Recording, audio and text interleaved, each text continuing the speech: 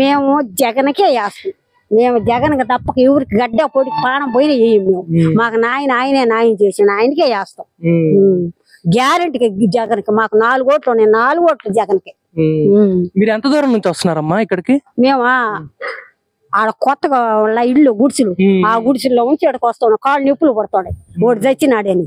ఇంటికి వచ్చి ఇంటి వాడు తలుపు దట్టి బియ్యం తలుపు దట్టి డబ్బులు ఇస్తాను. అట్టోడు ఇట్టాడు పని చేసిండు.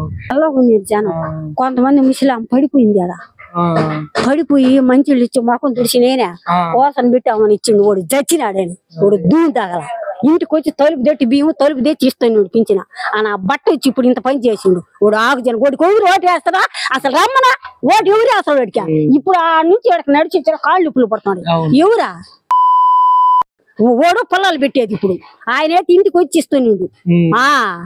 అదేనమ్మా, ఇప్పుడు అందరిలో కూడా ఇదే చైతన్యం కలిగింది. అందరూ కూడా అదే జగన్ కి ఓటేయాలనుకుంటున్నారు. జగన్కే వేస్తాం మేము. ఎవరికి ఓటు జగన్కి 4 ఓట్లు ఉన్నాయి. 4 ఓట్లు జగన్కి వేస్తాం మేము. ఈయనే ఓడికి గడ్డ పొడికి ఓడి ఎన్ని అగసావు ఓడి వచ్చినా కానీ ఓడి చీడు మళ్ళీ 3 బాగా నీళ్ళు తాపుతాడు వాడు.